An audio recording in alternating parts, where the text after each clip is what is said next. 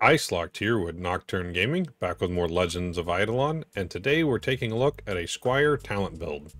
A quick note before we begin that this is a higher level character and I may have more talent points than you, but this is more about the talent priority more than it is about completing a full build. But with that being said, let's get into it, and we're going to start with tab 1. Our priority should always be in Gilded Sword, as this gives us a % damage increase to all monster damage. After that will be Sharpened Axe to give more base weapon power, as this is one of the most important stats for your character. Your third should be putting 50 points into Idle Brawling, as this AFK gain rate is huge for your gains. However, this does have a diminishing returns in it, and the more points you put into it, the less effective it is. At 100 points, this only gives you 17% to your AFK gain rate, so your priority should change after putting 50 points into it. Your next priority should be putting points into Meatshank, as this increases our damage based on how much HP we have. And capitalizing on this, our next priority will be Health Booster to increase our max HP and get more damage from Meatshank. From here, our choice becomes, do we want more damage from Fist of Rage to increase our strength, or do we need accuracy to make sure we hit the 100% hit cap? Now, accuracy is one of the most important stats in the game, as if you don't have enough accuracy, all of your other stats become basically useless. So always make sure you can hit 100% hit chance on the mobs you're currently fighting. So with that being said, we are going to boost our wisdom up just so you can see how much the accuracy is affected. And on Squire, this is particularly important. As we get to tab 3, you'll see why. Now, after that, we'll put in 100 points into Fist of Rage, and we'll be able to move on to tab 2. However, we will need to come back to this after we finish tab 3. So moving on to tab 2, things get a little wonky here, but our first priority should be Carry a Big Stick, as this increases the damage we gain from weapon power. The next big talent increase would be from Strength in Numbers, as this affects Strength's effect on both your damage and your HP, so this can help make Meatshank even better, as well as giving you a regular damage boost. Another thing that's probably just as important as Strength in Numbers is Health Overdrive, as this can increase your HP to capitalize more on that Meatshank. From here, one of the big priorities for the Squire is his active talent. Now, active abilities have two big benefits. First is that they give you a damage increase while you're fighting. The second is there's a hidden multiplier that affects your kills per hour while you're AFK or offline. This multiplier is only affected by certain skills, so we do need to capitalize on it where we can. To get the maximum benefit on the Squire, you need to have at least 54 talent points in both Power Strike and Whirl, and this will allow you to get the full multiplier, which is 2.2 times more kills per hour. So we're going to go ahead and add our 54 points into both of these to make sure we capitalize on that, and then we'll move on to the next in our priority. Our next big priority comes from Absolute Unit or Firmly Grasp It. They both have roughly the same weight, but the most important thing is always having 1 point into Firmly Grasp It, as this basically gives you 15 free strength. After that, every talent point increase in here gives you 1 strength, which is the same as what you get from Absolute Unit. So we're going to go ahead and max out Absolute Unit here. And then the next one to talk about is Stress Tested Garb, and depending on your equipment level, this can actually give you more strength than Absolute Unit will, but if your equipment is on the lower end, this will probably be worse than what you gain from Absolute Unit. But we'll go ahead and put some points into this for now, and we will need to come back to this tab once we finish up tab 3 as well. Alright, so let's go ahead and move on to tab 3 now, and your first priority should always be into Precision Power. This is one of the largest damage boosts that the Squire can get, but there is a couple conditions here.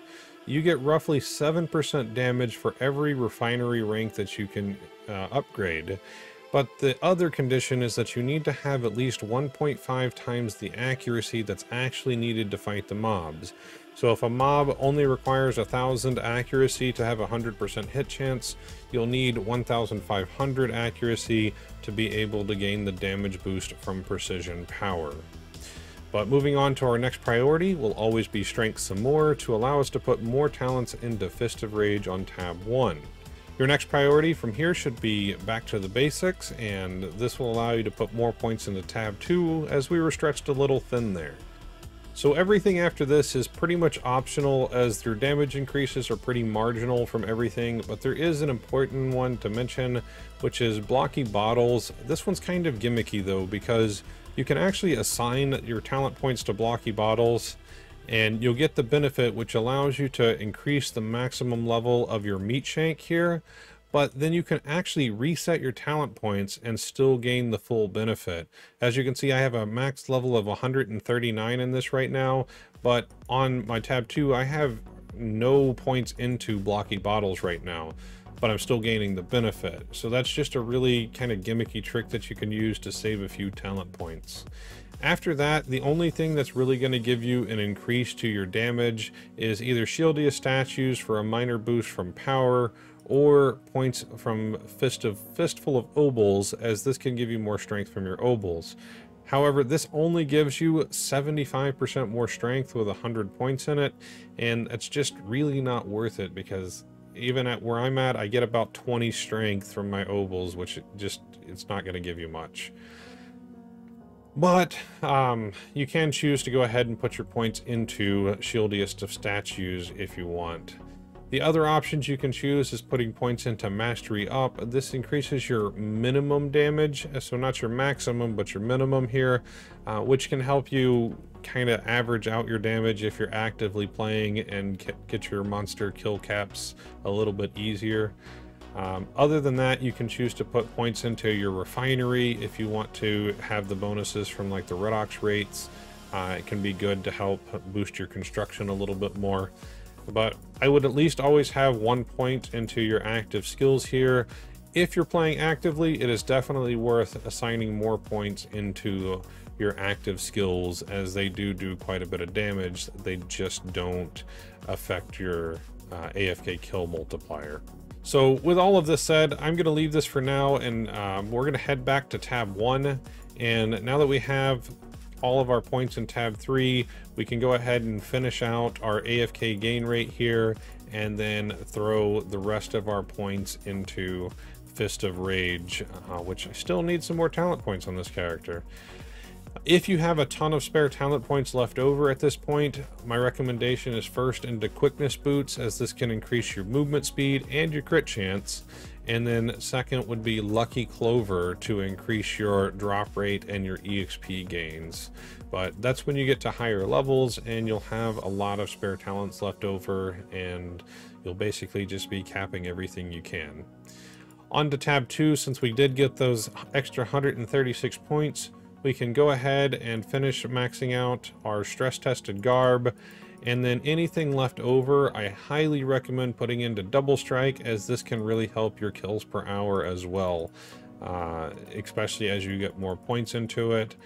And then once this is maxed, you'll only have basically 2 more options on this, and that's finishing maxing your Firmly Grasp It. And then if you're using golden foods, the Hungry for Gold is a great way to get a little more benefit from like your golden kebabs, and that can also give you a decent boost to your damage. So the last thing I want to talk about is your star talents, and the first thing I would always do on your star talents is put points into Will of the Eldest, as well as the best beginner class, as this can give you more weapon power and more base stats. However, they're capped based on your highest leveled character. So if your levels aren't as high, then you want to use less points here. Next, I would put points into Attacks on Simmer, as this can give you more AFK gains. And then, I don't know why that's messing up. Okay. The next thing would be into TikTok to gain more AFK gain rate from your fighting and skills.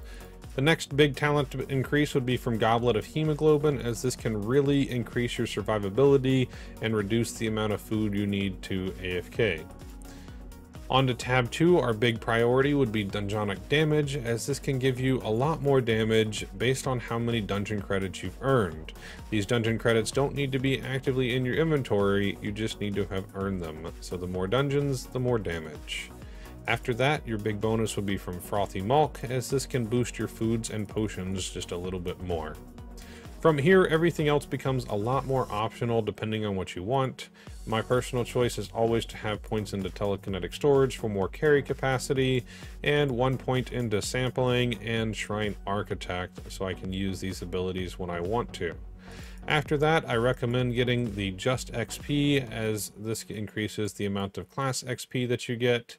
And then there's a couple more to mention. First is Pulsation, which is really good on lower level characters, as it can boost your mana regeneration rate and allow you to use your attacks a little bit more often.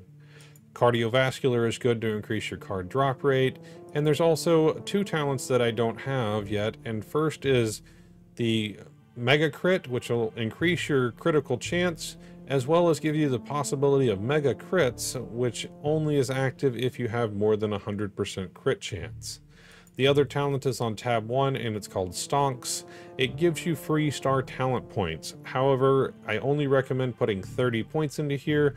After that, you gain no more benefit. Couple quick notes to finish up here, and the first thing is that you always want to make sure you assign your attacks to your attack bar. So on tab 2 you have a couple of attacks here, as well as the Firmly Grasp It buff here, and on tab 3 you also have these abilities depending on what you're using here. This really makes it so that when you're offline, these skills will actually be used. However, if you are actively playing on these characters, pay attention to the order you assign your abilities on the attack bar, as when you're online it will prioritize whichever ability is in the first slot first, and then the second, and so on. Don't forget to hit that subscribe button if you're enjoying this type of content, and a huge shout out to our Patreon members that support the work we do. Thank you from all of us here at Nocturne Gaming. If you would like to become a patron and get some added benefits, check out the link in the description. If you have any thoughts, comments, or questions, please leave them down below for me, and we'll see you next time.